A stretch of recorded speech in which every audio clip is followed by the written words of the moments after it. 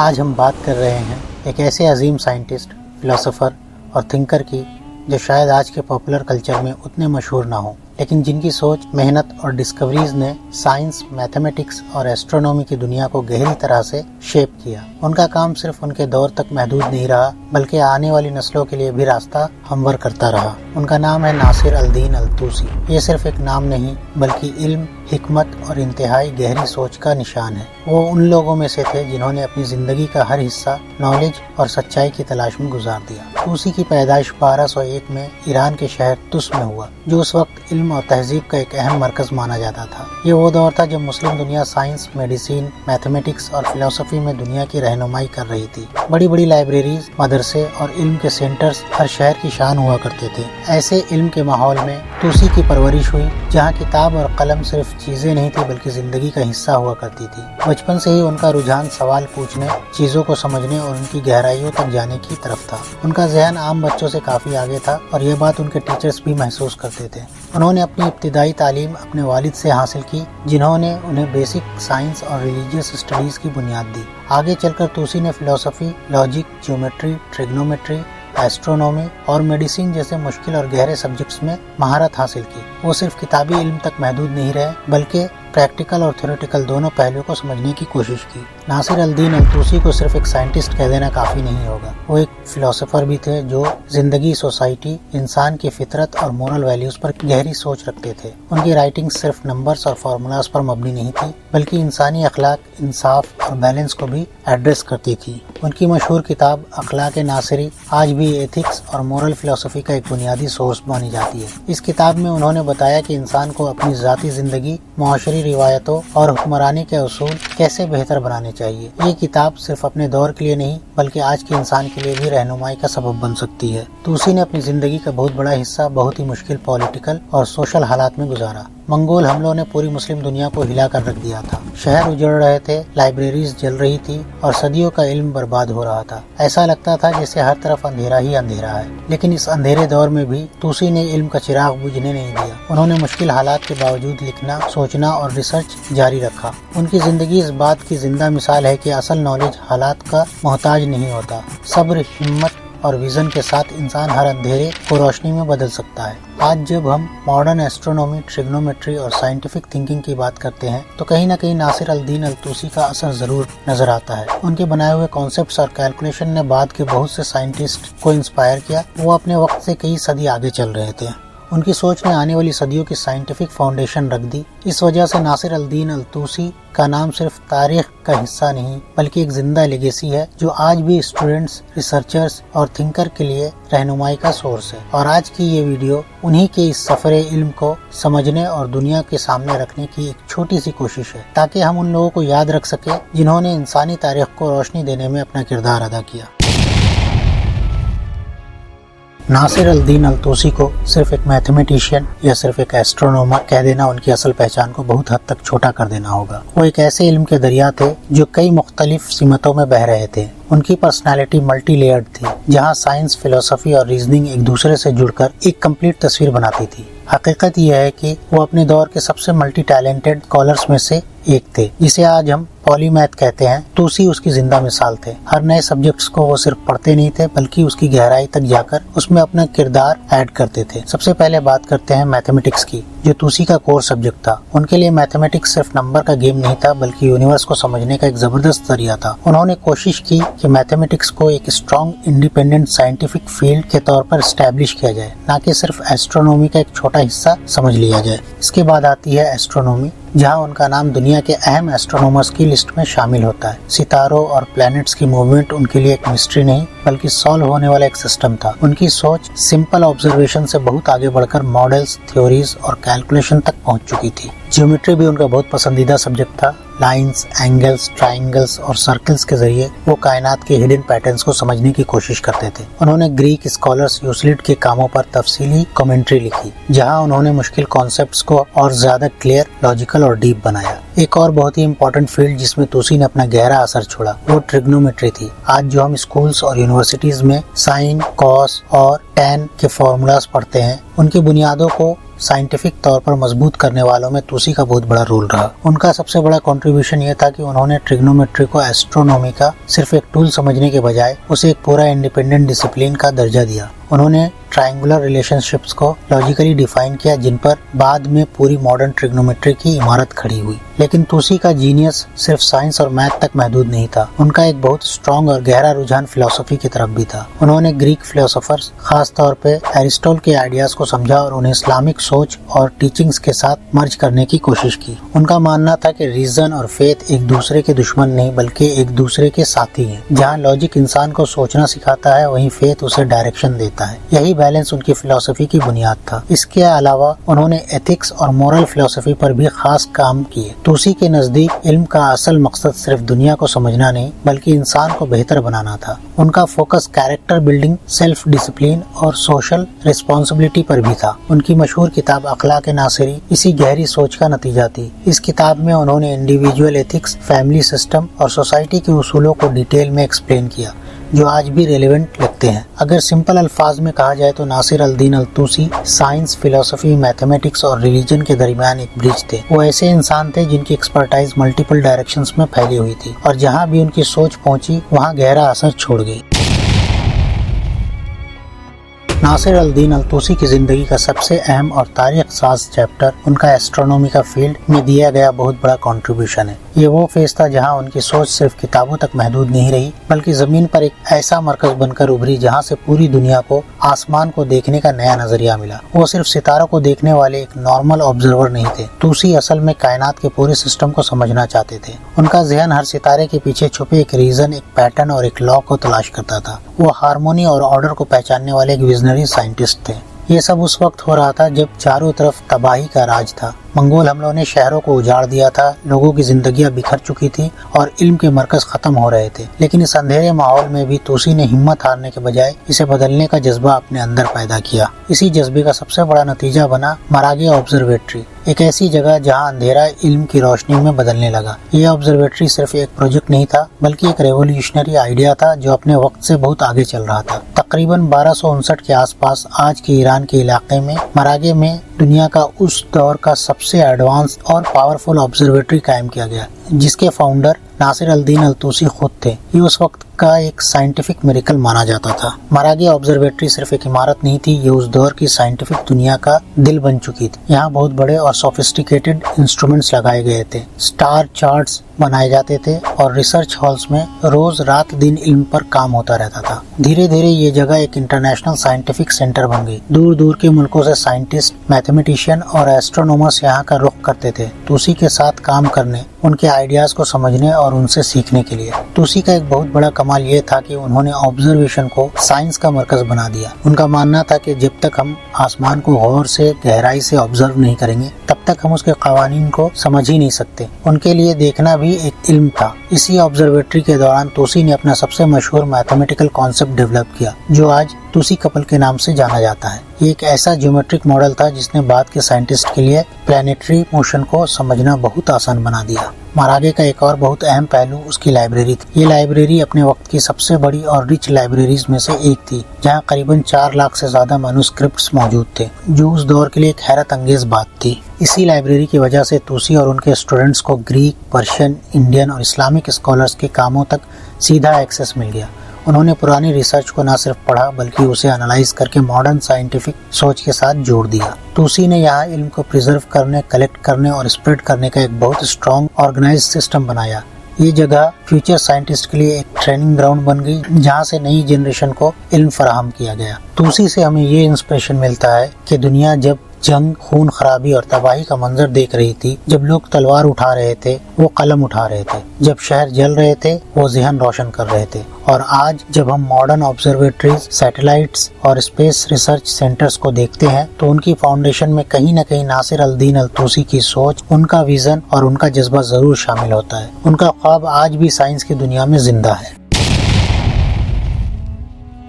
Nasir al-Din अल-तूसी का सबसे ज्यादा रेवोल्यूशनरी और तारीख साज कंट्रीब्यूशन जो माना जाता है वो कॉन्सेप्ट है जिसे आज हम तूसी कपल के नाम से जानते हैं। ये आइडिया अपने दौर से काफी आगे की सोच का नतीजा था और इसने साइंटिफिक हिस्ट्री के रुख को बदलने में एक अहम किरदार अदा किया। इस कॉन्सेप्ट की अहमियत का अंदाजा इसी बात से लगाया जा सकता है کہ اس نے بعد کے دور کے بڑے سائنٹسٹ جیسے کوپرنیکس پر بھی گہرا اثر چھوڑا۔ توسی کی سوچ صدیوں کے فاصلے طے کر کے یورپ تک پہنچی اور وہاں کی سائنٹیفک موومنٹ کا حصہ بنی۔ اس زمانے میں زیادہ تر سائنٹسٹ کا ماننا تھا کہ اگر کوئی جسم گھوم رہا ہے تو اس کی موومنٹ ہمیشہ سرکولر یعنی گول ہوتی ہے۔ سرکولر موشن کو ہی نیچر کا ایک فائنل اور پرفیکٹ فارم سمجھا جاتا ہے۔ لیکن توسی وہ شخص تھے جو ایکسیپٹڈ بلیفز کو بنا سوچے سمجھے مان لینے کے بجائے ان پر سوال اٹھاتے۔ انہوں نے اس سوچ کو چیلنج کرتے ہوئے کہا کہ اگر سرکلز کو ایک خاص طریقے سے کمبائن کیا جائے تو ہم سرکولر موشن کے باوجود اسٹریٹ لائن موشن پیدا کر سکتے ہیں۔ توسی کپل اصل میں ایک ایسا ماڈل ہے جس میں ایک چھوٹا سرکل ایک بڑے سرکل کے اندر فٹ ہوتا ہے اور اسی کے اندر گھومتا رہتا ہے۔ یہ موومنٹ آسان لگتی ہے لیکن اس کا رزلٹ حیرت انگیز ہوتا ہے۔ اس ماڈل کی سب سے انٹرسٹنگ بات یہ ہے کہ چھوٹا سرکل بڑے سرکل کے اندر الٹے ڈائریکشن میں روٹیٹ کرتا ہے، اور جب یہ دونوں موومنٹس ایک ساتھ ہوتی ہیں تو چھوٹے سرکلز کا ایک پوائنٹ ایسی راہ فالو کرتا ہے جو بالکل سیدھی لائن جیسی لگتی ہے۔ لوگوں کے لیے یہ تصور کرنا مشکل تھا کہ کوئی گول چیز گول راستے پر گھوم کر سیدھی لائن جیسی موومنٹ کریٹ کر سکتی ہے، مگر یہیں پر توسی کے جینیس کا اصل ثبوت نظر آتا ہے۔ انہوں نے یہ بات صرف لفظوں تک محدود نہیں رکھی، جیومیٹری اور میتھمیٹکس کی مدد سے انہوں نے اسے سٹیپ بائی سٹیپ پروف کر کے دکھایا تاکہ یہ صرف تھیوری نہیں بلکہ ایک ویریفائڈ سائنٹیفک ماڈل بن جائے۔ یہی Tausi Kapil letter planetary motion کو سمجھنے کے لیے بہت کام آیا۔ اس نے اس وقت پٹولمیک ماڈل کی مشکل اور کمپلیکس تھیوریز کو کافی حد تک سمپلیفائڈ کر دیا اور ایک نیا لاجیکل اسٹرکچر دیا۔ توسی کا ہر آئیڈیا صرف امیجنیشن پر مبنی نہیں ہوتا تھا، ان کا ہر قدم آبزرویشن، ڈاٹا اور ڈیٹیلڈ کیلکولیشن پر بیسڈ ہوتا تھا۔ اسی لیے ان کی تھیوریز میں صرف ڈیپتھ ہی نہیں بلکہ ریلائبلٹی بھی ہوتی تھی۔ تاریخ کے مطابق توسی کا یہ آئیڈیا یورپ تک بھی پہنچ گیا تھا۔ کئی ہسٹورینز کا ماننا ہے کہ جب سینچوریز بعد کوپرنیکس نے اپنا ہیلیو سینٹرک ماڈل پریزنٹ کیا تو اس میں بھی توسی کپل جیسا ایک میتھمیٹیکل کانسیپٹ یوز ہوا تھا۔ اس طرح توسی کی سوچ صرف ان کی اپنی زندگی تک محدود نہیں رہی بلکہ پوری ہیومینٹی کے علم کے لیے ایک قیمتی گفٹ بن گئی۔ ان کا کام صدیوں تک لوگوں کو گائیڈ کرتا رہا۔ اگر ایک سمپل بات میں کہا جائے تو توسی کپل صرف دو سرکلز کا میتھمیٹیکل کمبینیشن نہیں تھا، یہ ایک آئیڈیا، ایک سمبل اور ایک میسج بھی تھا کہ کانفلکٹ، اپوزیشن اور کنفیوژن کے بیچ سے بھی اگر ہم بیلنس اور کلیئرٹی پیدا کر لیں تو ہم اپنی زندگی میں بھی ایک سیدھی راہ، کلیئر ڈائریکشن ڈھونڈ سکتے ہیں۔ اور یہی ناصر الدین الطوسی کا اصل کمال تھا۔ انہوں نے سرکلز کے بیچ سے بھی ایک اسٹریٹ پاتھ نکال لیا، صرف میتھمیٹکس میں نہیں بلکہ سوچ اور زندگی کے معنی میں بھی۔ ناصر الدین الطوسی صرف ستاروں کو دیکھنے والے ایک ایسٹرونومر نہیں تھے بلکہ اپنی سوچ، اپنے آئیڈیاز اور اپنی ریسرچ کو کتابوں کے ذریعے آنے والی نسلوں تک پہنچانے والے ایک عظیم رائٹر بھی تھے۔ ان کا قلم ان کے ذہن کی طرح ہی پاورفل تھا جو صدیوں بعد بھی لوگوں کو سوچنے پر مجبور کرتا ہے۔ اپنی زندگی کے دوران توسی نے 150 سے بھی زیادہ کتابیں اور ڈیٹیلڈ تھیسز لکھی۔ یہ کتابیں صرف ایک یا دو سبجیکٹس تک محدود نہیں تھی بلکہ میتھمیٹکس، ایسٹرونومی، لاجک، فلسفی، ایتھکس، تھیولوجی اور میڈیسن جیسے بہت بڑے فیلڈز کو کور کرتی ہے۔ یہ ان کی ورسٹائل سوچ اور علم کی گہرائی کا سب سے بڑا ثبوت ہے۔ ان کی سب سے مشہور اور انفلوئنشل کتاب اخلاق ناصری مانی جاتی تھی۔ یہ کتاب صرف اخلاق پر ایک سمپل بک نہیں بلکہ ایک کمپلیٹ گائیڈ ہے جو انسان کو یہ سمجھاتی ہے کہ اپنے پرسنل لائف، اپنے خاندان اور اپنی سوسائٹی کے اندر کیسے ایک بیلنسڈ اور رسپانسبل زندگی گزاری جائے۔ اخلاق ناصری کا ایک اور خاص پہلو یہ تھا کہ یہ کتاب وقت کے رولرز اور لیڈرز کو بھی ایڈریس کرتی تھی۔ توسی چاہتے تھے کہ حکمران اپنے فیصلوں میں صرف طاقت کا استعمال نہ کرے بلکہ انصاف، حکمت اور اخلاق کو بھی ہمیشہ ساتھ رکھے۔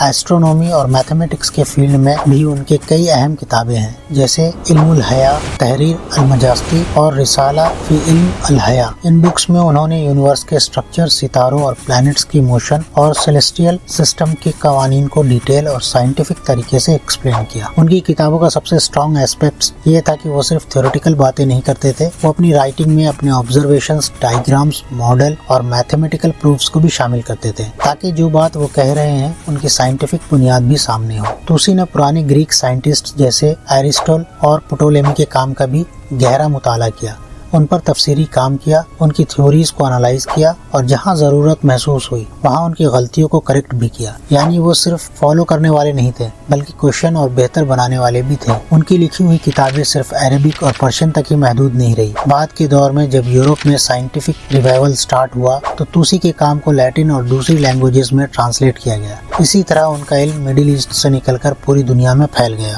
مراغے آبزرویٹری کی جو عظیم لائبریری تھی جس میں تقریباً 4 لاکھ سے زیادہ مینوسکرپٹس موجود تھے وہ بھی توسی کے ویژن کا حصہ تھی۔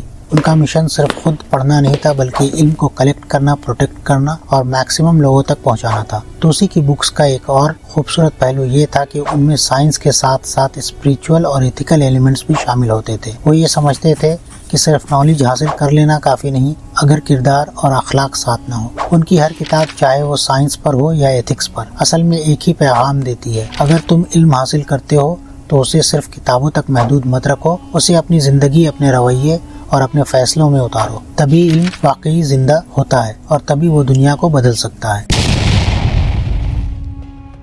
ناصر الدین الطوسی کی رائٹنگز نے صرف ان کے اپنے دور کے علم کو ریکارڈ ہی نہیں کیا بلکہ اسے آرگنائز کیا، سسٹم میں لایا اور فیوچرز کے اسکالر کے لیے ایک مضبوط فاؤنڈیشن بنا دی۔ ان کی کتابیں ایسی تھیں جیسے علم کا نقشہ، جسے پڑھ کر لوگ یہ سمجھ سکتے تھے کہ سائنس کا سفر کہاں سے گزرا ہے اور آگے کہاں جا سکتا ہے۔ ان کی سب سے زیادہ مشہور کتاب اخلاق ناصری ہے، جس میں انہوں نے انسانی اخلاق، مورل ڈیوٹیز، سوشل رسپانسبلٹیز اور گورننس کے پرنسپل کو بہت ہی گہرائی کے ساتھ ڈسکس کیا ہے۔ یہ کتاب صرف فلسفی کا ایک حصہ نہیں تھی بلکہ انسانی زندگی کو بہتر بنانے کی ایک پریکٹیکل فریم ورک تھی۔ اخلاق ناصری میں توسی نے بار بار یہ بات ایمفیسائز کی کہ علم اگر اخلاق کے بغیر ہو تو وہ ادھورا اور کبھی کبھی خطرناک بھی ہو سکتا ہے۔ ان کے نزدیک اصل نالج وہی ہے جو انسان کو اندر سے بہتر بنائے، نہ کہ صرف اسے پاورفل۔ میتھمیٹکس اور ایسٹرونومی کی بات کی جائے تو ان کی کتابیں جیسے تحریر المجستی اور زیجل خانی اپنے دور کی بہت ایڈوانسڈ ورک مانی جاتی تھی۔ ان میں ستاروں اور پلانٹس کی موشن، ان کی پوزیشنز اور سیلیسٹیل سسٹم کے ڈیٹیل اور آرگنائزڈ ماڈل دیے گئے ہیں جو اس زمانے کے لیے ایکسٹرا آرڈینری تھے۔ مراغے آبزرویٹری میں جو سالوں کی آبزرویشن اور ڈاٹا کلیکٹ کیا گیا وہی ان کتابوں کا بیس بنا، یعنی یہ صرف تھیوریٹیکل رائٹنگ نہیں تھی بلکہ ڈائریکٹ آبزرویشن، ریئل میجرمنٹس اور پریکٹیکل ریسرچ کا نتیجہ تھا۔ ان کی رائٹنگز کا ایک بہت یونیک ایسپیکٹ یہ ہے کہ وہ صرف ڈسکرپٹیو نہیں تھی۔ توسی نے پرانے اسکالرز کے آئیڈیاز کو بلائنڈلی ایکسپٹ نہیں کیا، انہوں نے ان کو لاجیکلی ٹیسٹ کیا، انالائز کیا اور جہاں ضرورت تھی انہیں امپروو بھی کیا۔ یہ ایک ٹرو سائنٹیفک مائنڈ سیٹ کی پہچان ہوتی ہے۔ ان کی سائنٹیفک میتھڈولوجی بھی ان کی بک سے کلیئرلی سمجھ آتی ہے۔ ریگولر ڈاٹا کلیکشن، روزانہ astronomical records, accurate mathematical proofs, precise diagrams اور اسٹار چارٹس، یہ سب چیزیں ان کی کتابوں کا انٹیگرل حصہ تھی۔ اسی لیے ان کا کام صرف فلسفی نہیں، پیور سائنس بن گیا۔ ریلیجن اور تھیولوجی کے ایسپیکٹس بھی ان کی رائٹنگز میں موجود تھے، لیکن وہ بلائنڈ بلیف کی شکل میں نہیں بلکہ ڈیپ تھنکنگ اور ریشنل انڈرسٹینڈنگ کے ساتھ تھے۔ توسی نے اسلامک فلسفی کو سائنس اور لاجک کے ساتھ انٹیگریٹ کر کے یہ دکھایا کہ ریزن اور فیتھ ایک دوسرے کے مختلف نہیں بلکہ ایک دوسرے کو اسٹرانگ کرتے ہیں۔ پہلے ان کی کتابیں عربک اور پرشین میں لکھی گئی تھی، لیکن بعد کے دور میں جب علم کا سفر یورپ کی طرف بڑھتا گیا تو ان کی کئی امپورٹنٹ ورکس لیٹن اور دوسری یورپین لینگویجز میں ٹرانسلیٹ ہوئی۔ اسی طرح توسی کا امپیکٹ اسلامک ورلڈ سے نکل کر یورپین رینیسنس اور بعد کے سائنٹسٹ جیسے کوپرنیکس تک پہنچ گیا۔ ایک اور بہت اہم کتاب التذکرہ فی الحساب و الحیا ہے، جس میں توسی نے میتھمیٹیکل ایسٹرونومی اور پریکٹیکل کیلکولیشن کا کمبینیشن پریزنٹ کیا۔ یہ کتاب ان لوگوں کے لیے بہت ویلیوبل تھی جو نمبرز اور آسمان دونوں کو ایک ساتھ سمجھنا چاہتے تھے۔ توسی کی تمام کتابیں اصل میں یہ ثابت کرتی ہیں کہ علم صرف فیکٹس اور فارمولاز کا نام نہیں، یہ وزڈم، ایتھکس، ریشنل تھاٹ اور انسانی بہتری کا ایک کمبینیشن ہے۔ اور اسی لیے ناصر الدین الطوسی صرف ایک سائنٹسٹ نہیں بلکہ ایک کمپلیٹ تھنکر اور گائیڈ کے طور پر یاد رکھے جاتے ہیں۔ ناصر الدین الطوسی کی لیگیسی کا ایک اور بہت گہرا اور پاورفل پہلو ان کی فلسفی، ایتھکس اور لاجیکل ریزننگ ہے۔ یہ وہ سائیڈ ہے جو انہیں صرف سائنٹسٹ نہیں بلکہ ایک تھنکر اور مورل گائیڈ بناتا ہے۔ توسی کا ماننا تھا کہ علم اور اخلاق کبھی الگ الگ چل ہی نہیں سکتے۔ علم اگر ڈائریکشن دیتا ہے تو اخلاق اسے صحیح راستہ بھی دکھاتا ہے۔ اس لیے ان کی فلسفی ہمیشہ ہیومن ایتھکس اور ریشنل تھاٹ کے گرد گھومتی رہی۔ ان کا مین فوکس ہیومن نیچر اور انٹیلیکٹ پر تھا۔ توسی کے نزدیک انسان کا اصل پوٹینشیل اس کی ریزننگ پاور میں چھپا ہوتا ہے، جو لاجک، کریٹیکل تھنکنگ اور آبزرویشن سے اسٹرانگ ہوتی ہے۔ اگر انسان سوچنا سیکھ لے تو وہ اپنی اور دنیا کی ریالٹی کو بہتر سمجھ سکتا ہے۔ مورالٹی اور ایتھکس توسی کی سوچ کے کور تھے۔ انہوں نے کلیئر کیا کہ اصلی خوشی، سکسیس اور انر پیس صرف دولت، پاور یا اسٹیٹس سے نہیں آتی، یہ چیزیں تو ٹیمپروری ہوتی ہے۔ Real satisfaction ethical living, self control, fairness اور جسٹس سے ملتی ہے۔ گورنمنٹ اور لیڈرشپ کے کانٹیکسٹ میں بھی توسی کی سوچ بہت ایڈوانس تھی۔ وہ مانتے تھے کہ رولرز کو صرف پاورفل نہیں بلکہ وائز اور فیئر بھی ہونا چاہیے۔ ایک اچھا لیڈر وہی ہوتا ہے جو اپنے فیصلوں میں انصاف، ایمپیتھی اور لانگ ٹرم تھنکنگ کو انکلوڈ کرے۔ توسی نے ایرسٹوٹیلین لاجک کو ڈیپلی اسٹڈی کیا اور اسے اپنی زندگی اور اپنے دور کے سوشل اور انٹلیکچوئل انوائرمنٹ کے ساتھ انٹیگریٹ کیا۔ انہوں نے یہ دکھایا کہ ہر آرگیومنٹ کو لاجیکلی اسٹرکچرڈ ہونا چاہیے، جس میں ایویڈنس اور ریزننگ کی کلیئر چین موجود ہو۔ ان کی فلسفی کا ایک بہت ڈیلیکیٹ لیکن امپورٹنٹ پوائنٹ تھا ریزن اور فیتھ کا بیلنس۔ توسی کے لیے ریلیجن اور ریشنالٹی کبھی ایک دوسرے کے دشمن نہیں تھے۔ وہ مانتے تھے کہ جب دونوں صحیح جگہ پر کمبائن ہو جائیں تب انسان کو حقیقی وزڈم ملتی ہے۔ توسی کی فلسفیکل اور ethical writings purely human centred ہیں۔ ان کا فوکس زیادہ تر انسان کے بیہیویئر، ڈیسیژن میکنگ اور انر ڈیولپمنٹ پر رہتا ہے۔ وہ کوشش کرتے تھے کہ لوگ اپنے آپ کو سمجھیں، اپنی ویکنیس کو پہچانیں اور کانشیسلی بیٹر بننے کی کوشش کریں۔ یہ سب کچھ توسی نے اس وقت لکھا جب دنیا انسٹیبل تھی، سسٹم ٹوٹ رہے تھے اور چاروں طرف ہنگامہ تھا۔ اسی لیے ان کی سوچ صرف تھیوریٹیکل ایکسرسائز نہیں تھی بلکہ ایک گائیڈ تھی، لوگوں کے لیے، سوسائٹی کے لیے اور فیوچر جنریشنز کے لیے۔ آخر میں توسی کی فلسفی یہ سکھاتی ہے کہ علم، ایتھکس اور لاجک کا کمبینیشن انسان کو کمپلیٹ اور رسپانسبل بناتا ہے۔ ان کا کام یہ پروو کرتا ہے کہ انسان صرف آسمان کے ستاروں اور نمبرز کو نہیں بلکہ انسانی نیچر اور بیہیویئر کو بھی ڈیپلی سمجھ سکتا ہے اور اسے بہتر ڈائریکشن دے سکتا ہے۔ ناصر الدین الطوسی کی لیگیسی کا سب سے پہلا اور سب سے گہرا پہلو ان کا سائنٹیفک کنٹریبیوشن اور ان کی میتھڈولوجی ہے۔ مراغے آبزرویٹری کا ڈاٹا اور ان کے ایسٹرونومیکل ماڈلز صدیوں بعد آنے والے یورپین سائنٹسٹ کے لیے بھی ایک سالڈ ریفرنس پوائنٹ بنے رہے۔ ان کی لیگیسی کا دوسرا امپورٹنٹ حصہ ان کی ایتھیکل اور فلسفیکل سوچ ہے۔ اخلاق ناصری نے اسکالرز کو یہ سمجھایا کہ علم صرف انفارمیشن جمع کر لینے کا نام نہیں ہے بلکہ اس نالج کو ایتھیکل اور ریشنل ڈیسیژن میکنگ کے لیے یوز کرنا ہی اصل مقصد ہے۔ توسی کی اپروچ کا سب سے یونیک ایسپیکٹ آبزرویشن اور تھیوری کا کمبینیشن تھا۔ وہ پہلے دیکھتے، سمجھتے اور پھر اس پر تھیوری بلڈ کرتے۔ یہی اسٹائل بعد میں ماڈرن سائنٹیفک میتھڈ کی بنیاد بنا۔ ایجوکیشنل اور اسکالرلی ورلڈ میں بھی ان کا اثر بہت گہرا تھا۔ مراغے آبزرویٹری کی فاؤنڈیشن کے ذریعے انہوں نے علم کو پریزرو کیا، اسکالرز کو ٹرین کیا اور مختلف کلچرز کے درمیان اکیڈمک کولیبریشن کو پروموٹ کیا۔ توسی کا انفلوئنس صرف ان کی زندگی تک لمیٹڈ نہیں رہا، ان کے بعد آنے والی صدیوں میں ان کا کام مڈل ایسٹ کے ساتھ ساتھ یورپ میں بھی محسوس کیا گیا۔